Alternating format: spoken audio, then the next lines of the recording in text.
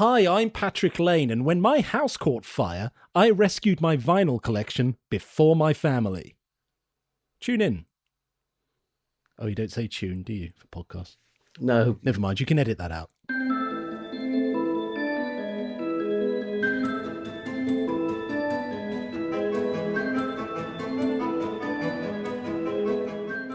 Hello, I'm Matt Tiller. Welcome to this. It's a new podcast. It happened to me. It didn't actually happen to me. It happened to my guests because I've got some ordinary people with extraordinary stories to tell, and I want to get to the kind of the heart of the matter and really, examine them closely. And my first guest with a truly extraordinary story to tell is Patrick Lane. He's the man who rescued his vinyl record collection from a fire before he saved his wife and daughter. Good Lord, is that true? Hi, Michael. I should probably say this is my my executive producer, Michael Spicer, who's been... Hello, I'm not here. Have you have heard it, because I sent it to you on WeTransfer, yeah? Yeah, just send it to me on WeTransfer and I'll give it a listen. So here's episode 1 of It Happened to Me.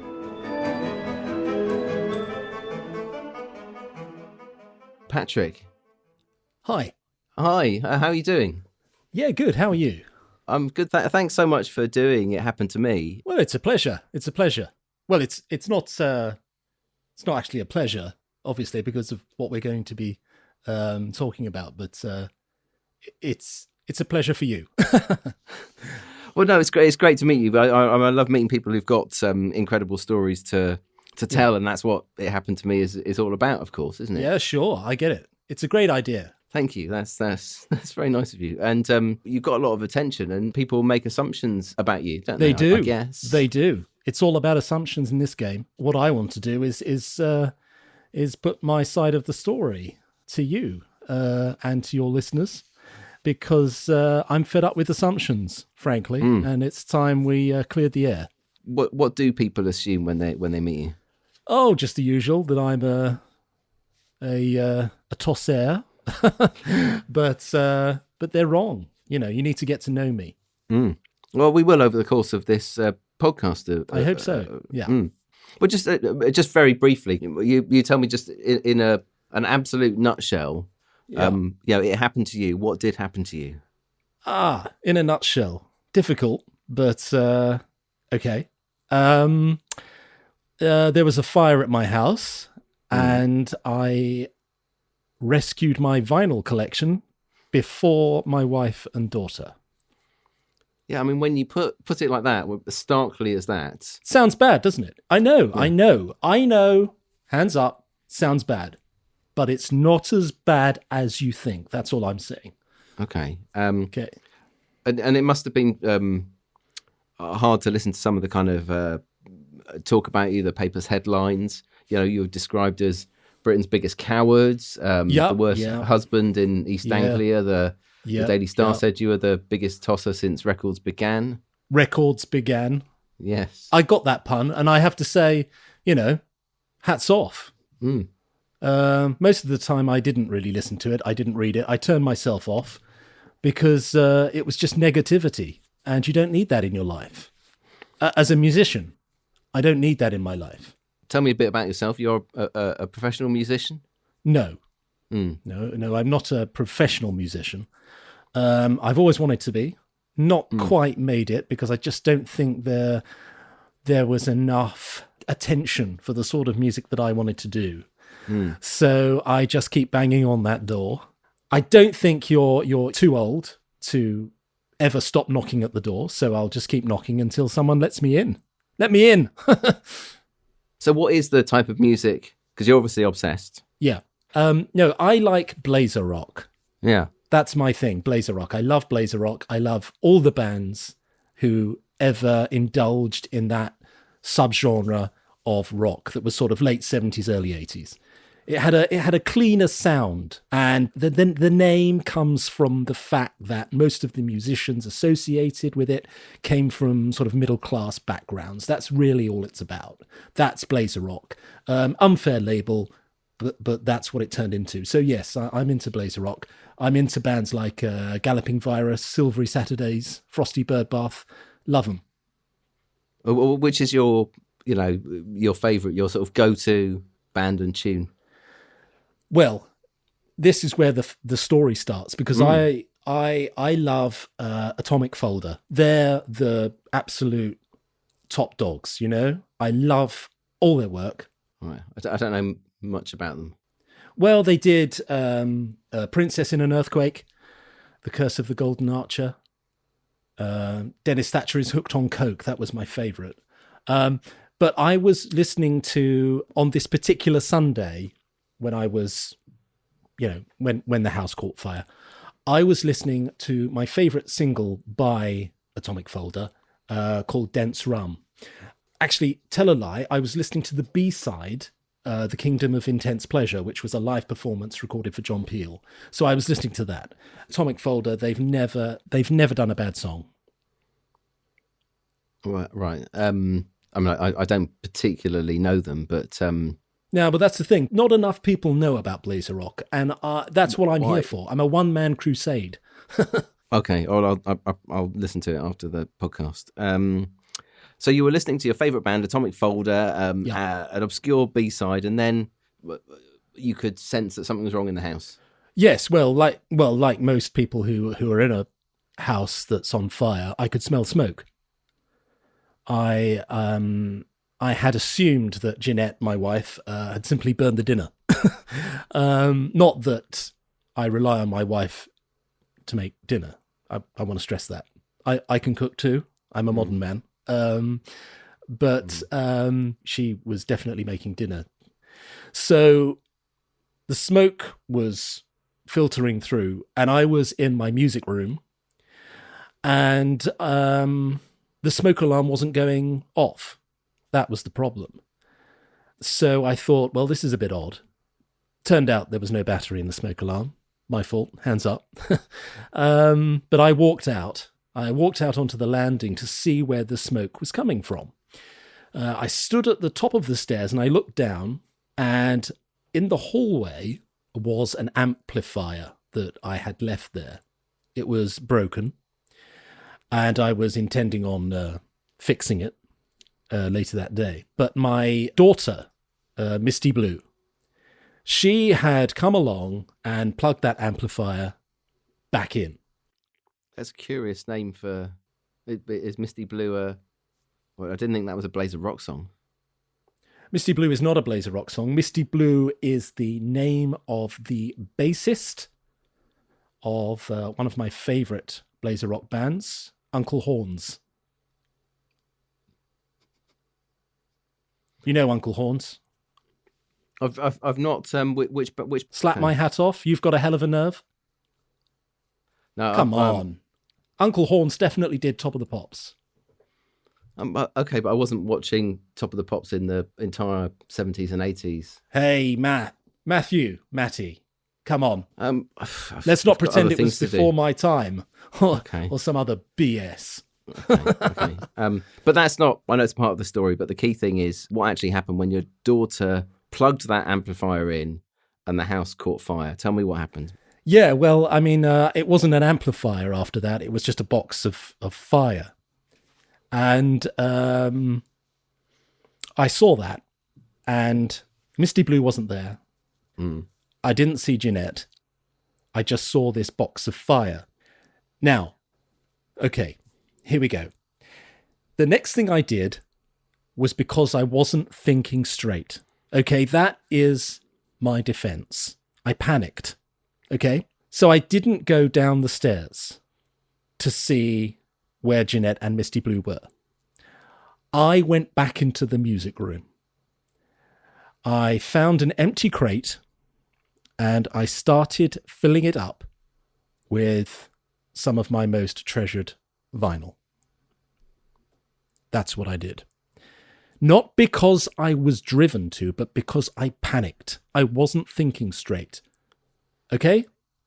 But you packed a crate. That must have taken some time. Yes, it did. And I also put them in alphabetical order. So it took even longer.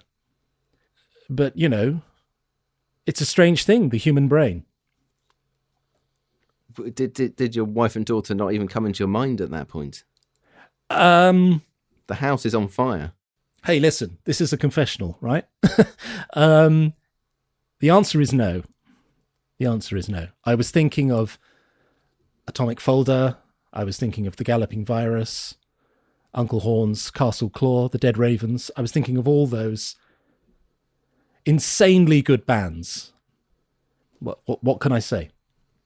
That's it. Okay. So you packed a crate of records in alphabetical order. Yeah. Well, I'm presuming you took them out of the house. What happened? I picked up the crate, pretty heavy, and took it downstairs. And I just made a beeline for the front door, opened the door, deposited the crate in the front garden. Again, I'm not proud of this, and I don't know why I did it, but I also shut the front door after me. So you understand that, although you say you weren't thinking straight, you do understand why people would vilify you for that action. Totally, but they don't understand what it's like to go through that situation when your brain isn't functioning correctly. I love Blazer Rock, and I love my family. It's just that Blazer Rock came first. And I regret that it came first. If there was another fire on another day, my family would come first. But on this particular instance, music came first. And you don't live with your wife and daughter anymore? Is that right? I do not. Obviously, there was a lot of thumping on the front door. And why have you shut the front door? There was a lot of that. And then it kind of, the bulb finally went off above my head. And I thought, yeah, Jeanette, Misty Blue, got to get him. I rushed back. Jeanette was on the other side of the front door. She started to hit me, but I grabbed her fists and put her down on the lawn. I then went back to get Misty. She was sitting in the middle of the stairs. I went up to get her, and then suddenly I realized, horror of horrors, I didn't take Dense Rum off the record player. So I what could I do? This was Dense Rum, the best single of Blazer Rock. And I went back upstairs. I went into the music room. You could have let it burn and taken your daughter out and bought another copy. Do you know how hard it is to get a pristine copy of Dense Rum with that rare B-side? I don't know. Tell me. Well, I'm not going to tell you. You do the research, okay? I'm not Wikipedia, Matt. I went back to the music room. I had Misty in my arms. I didn't leave her behind. The hallway and living room were just ablaze. They were gone. And I could feel the music room buckling as I walked in to get Dense Rum off the record player. I got it, ran back down the stairs with Misty Blue. She was a bit confused, but she was fine. I then went through every record in the crate. And then I went over to check on Jeanette, who was, admittedly, I think she had passed out by this point. Had you called the fire brigade, ambulance? Had you phoned 999? Once all the records had been checked and were in order, yes. And after you checked your records, did you even attend to Jeanette if she was injured? I checked that she was alive. I'm not a monster. And she was alive. She was a bit sort of angry, I would imagine. And charred. And did you call the fire brigade at that point, and the ambulance to see to your wife and daughter? Yes, of course I did. But the funny thing is, I did get into a really interesting conversation about Blazer Rock with the paramedics. Ah, was Jeanette okay? Misty Blue? They were both fine. Okay, they coughed a little, but they were fine. Okay? Okay. Tell me what happened immediately after the blaze. Okay, well, the house virtually fell down, so we couldn't go back to the house. Jeanette did not speak to me after that.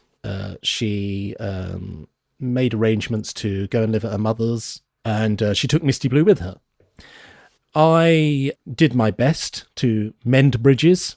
How did you do that, Patrick? That's quite a big bridge to mend. Well, I mean, I did a mixtape. I mean, I put some great stuff on there. Some really sort of rare stuff. You know? Cold Lips. Dusty Sex Chest. Breathe on Me. Some absolute classics.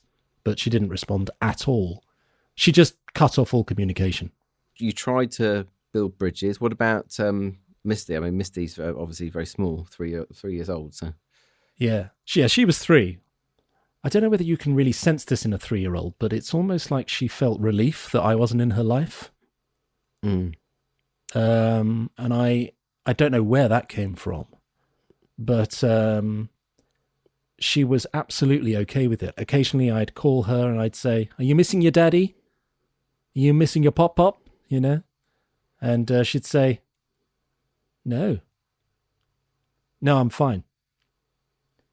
The last thing she said to me was, "You nearly killed me, Daddy." And I thought, wow, what a great title for a song. So I wrote a song that evening. Music gets you through. Music gets you through. It's a great healer. Mm. And you obviously do regret it. I regret my brain not functioning and doing the right thing, which was to rescue my family, then get the vinyl. Yeah. We're a year on from that now. Tell me what happened to you. How did it change? Because it did change your life, didn't it? Well, it changed. And not for the better. Not for the better, because my wife, Jeanette, God bless her, for some reason she got hooked up with some journalist who said that it would make a great piece in a tabloid newspaper. Well, it is a great story. Well, it might have been, but not for me. Mm. So, absolute hell all over the press. Red Tops had a field day, as you might imagine. Yeah. And I had to go into hiding for a while. I stayed with a member of the band that I'm in. Right. I'm in a band. Presumably a Blazer Rock band. Yeah, Blazer Rock. The Shell Shock Dukes. I set that up. And they threw me out. They threw me out of my own band. Can you believe that? After... Absolute arseholes. But after this incident? Yeah, after this happened, after this blew up. Because that's what it did. It just blew up. I mean, my life changed after the Weekend Rags came out. That was it. It was over. Any other consequences? Well, yes, I lost my job, my actual full-time job, which is at petrol station. I won't name the company, but Yeah, we don't want to add fuel to the fire. That's yeah. That's that's inappropriate, really. My family almost died in a fire. But you lost your job, your family, lost friends, family. They all went. It was when I got fired by the Dukes. That was the really gutting thing, because we were going to go on a tour of pubs in Ashford. How did this kind of conflagration of rejection affect you? Well, I've gone solo. I mean, that was the thing. I've decided, that I would carry on making music because I've got a hell of a lot of new tracks out of it. But you never hit a low point. You never. I was very close. All right, I'll tell you this. I was very close. October the 14th. That was the day. I was going to hit the bottle. I was going to do all the cliched things. But then I thought, no, I'm above that, and I knew that I was above that because you know what? What? I got a call from Paul Zitek. Yeah. The Paul Zitek. I'm guessing he's a Blazer Rock musician. Matt, he's the lead singer of Atomic Folder, my favourite band of all time, okay? Yeah, we know. He called me. And he said to me, "What you did was wrong, Patrick. But I'd be lying if I said I wasn't impressed. Would you like to go for a drink with me?" So for you, this is an amazing piece of news. Yeah, this is like a Christian meeting Jesus, okay? Right. And Jesus asking you if you want to go for a drink with him. That would be weird. But you wouldn't say no, would you, Matt? No, I'd be on board with it. So, the following day, Paul and me, we went to the pub and we got pissed. And it was the best day of my life. And did he ask you about this? Did he... He mentioned it in passing. But most of the time we were talking about Blazer Bloody Rock. At the end of all this, you've obviously had this incredible incident. Do you not have any regrets? No, because I got to meet Paul Zitek of Atomic Folder. That wouldn't have happened if I'd have rescued my family first from a fire. So, for that reason, no. Hate me, if you will. But who can say they met Paul Zitek in a pub? Not many. And when did you last see your, was it now ex-wife and daughter? The last time I saw my ex-wife and daughter was after I rescued them from the fire. Literally, the paramedics took them, and I didn't see them again. Thanks so much, Patrick. That's all right. I That's all right. I really appreciate you telling me the story, and I just hope I've changed some minds tonight. That's all. You know. It's great to hear from someone with such an incredible story to tell, and that's what this podcast is all about. And no, it is really good of you. And fantastic. Super. Are we done? No, I think I mean, I'm just amazed you seem to have such a very thick skin. Really, with all this criticism that you've had and the rejection of your family and friends. Hey, listen, seems to have washed over thick you. Skin. You know, Thick Skin. Yeah, they were a great Blazer Rock band, and I live by their teachings, essentially. So there you go. That's my answer. Just got a couple of things to do for the edit of the poll. You know what podcast? The edit. I get it. I get it. Yeah. So, can you say, "I'm Patrick Lane and it happened to me"? Hi there, kids. I'm Patrick Lane and it happened to me. How was that? That was very good. Could you do one with slightly less kind of DJ? Hi there, I'm Patrick Lane, and it happened to me. How was that? Was that too jovial? So that was the remarkable story of Patrick Lane. You can listen to the Shell Shock Dukes and indeed Atomic Folder on like streaming services if you so desire. So we really appreciate you listening to this first episode of It Happened to Me. So please subscribe, leave a review, a good one, that'd be good. And thanks so much to Matt and Graham and Chris at Cup and Nuzzle, Kate Haldane, Andy Tuohy for his amazing graphics. That's Tuohy. Have a look at andytuohy.co.uk and buy his stuff because we haven't paid him. And thanks, of course, to my executive producer, the wonderful Michael Spicer, for backing this show. Matt, it smells of oranges in here. That's probably because I just ate. There's orange peel there. I just ate an orange. So. Okay, cool. Is that a problem? No, it's fine. Okay, good. Thanks so much for listening. See you next time.